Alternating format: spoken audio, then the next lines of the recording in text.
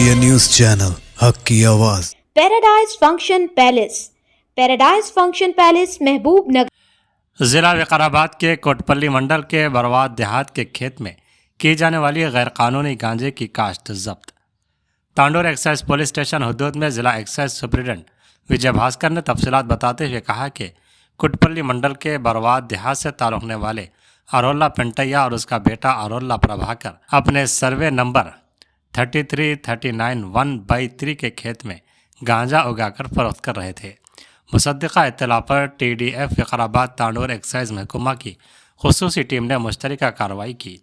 इस कार्रवाई में खेत से 108 पौधे और तकरीबन 1.5 किलो खुश्क गांजा जब्त किया गया। बाप अरोला पेंटैया मौके से फरार हो गया, जबकि बेटे अरोला प्रभाकर को हिरासत में लेकर रिमांड के लिए भेज दिया गया। हुक्काम ने इन दोनों के खिलाफ मुकदमा दर्ज कर लिया है। इस मौके पर जिला एक्साइज सुप्रिटेंडेंट विजय भास्कर ने कहा कि गांजे की काश्त, खरीदो फरोख्त या कब्जा रखना कानूनन संगीन जुर्म है। उन्होंने आवाम से अपील की कि मंशियात से मुताल्लिक कोई भी इत्तला हो तो फ़ौरन एक्साइज महकमे को इत्तला दें। इत्तला देने वाले की शनाख्त मुकम्मल तौर पर खुफिया रखी जाएगी।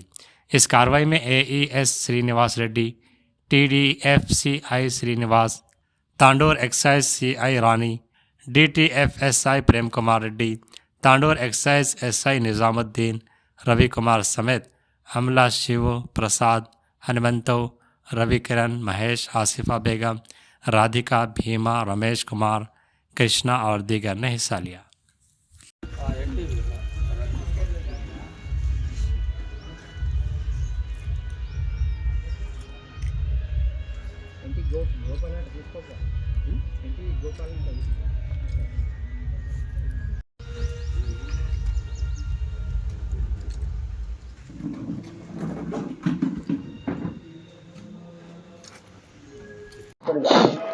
నిన్న మధ్యాహ్నం ఏంటంటే మా DTF టీంకి ఏంటంటే మేము బార్వాద్ విలేజ్ ఆఫ్ కోట్పల్లి మండలంలో ఒక రైతు పొలంలో గాంజా మొక్కలు పెంచుతున్నారు, అంతర పంట సాగు కిందని చెప్పి ఇన్ఫర్మేషన్ రావడంతో నిన్న వికారాబాద్ DTF టీంని పంపడం జరిగింది. వాళ్ళతో పాటు సైమల్టేనియస్గా తాండూరు స్టేషన్ CI అండ్ సిబ్బంది కూడా అక్కడికి చేరుకోవడంతో పాటు తాండూరు CI గారు ఏంటంటే కన్సర్న్ MRO టీం కూడా గ్యాదర్ చేసుకుని స్పాట్కి వెళ్ళడం జరిగింది.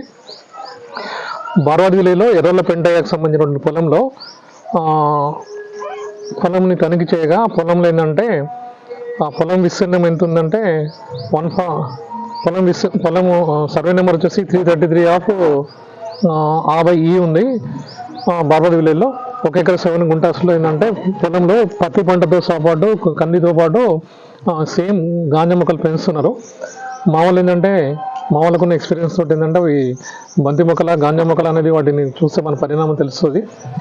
కన్ఫర్మ్ చేసుకుంటే ఏంటంటే గాంజా మొక్కలని ఫైండ్ అవుట్ అయింది. పొలం మొత్తం చెక్ చేయడం తోటి ఏంటంటే టోటల్ 108 గాంజా మొక్కలు దొరికినాయి.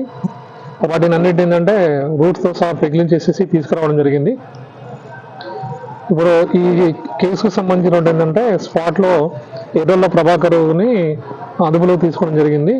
వాళ్ళ ఫాదర్ ఎర్రోళ్ళ పెంట అయిన పర్సన్ ప్రజెంట్ అబ్స్టాండింగ్ ఉన్నాడు. త్వరలో అతను కూడా అరెస్ట్ చేస్తాము. నాకు తెలిసి లాస్ట్ 20 yearsలో ఇక్కడ ఈ తాండూరు లిమిట్స్లో ఇంత పెద్ద ఎత్తున దొరకడం అనేది దిస్ ఇస్ ఫస్ట్ టైం. ఇక్కడ దొరికిన ఒక మొక్క 2 మొక్కలు దొరికినాయి తప్ప లాస్ట్ 20 years నుంచి ఈ ఏరియాలో కల్టివేషన్ అనేది కంప్లీట్గా మానేసుకున్నారు. ఒకప్పుడు ఈ గోధుమ కూడా జైలుపల్లి అనే ఏరియాలో దొరికేది, ఇది కంప్లీట్గా బంద్ అయింది. మరి ఏ ఉద్దేశంతో అంతర పంట సాగు చేసారో తెలియదు. సో మొత్తానికి ఇది మంచి ఇన్ఫర్మేషన్.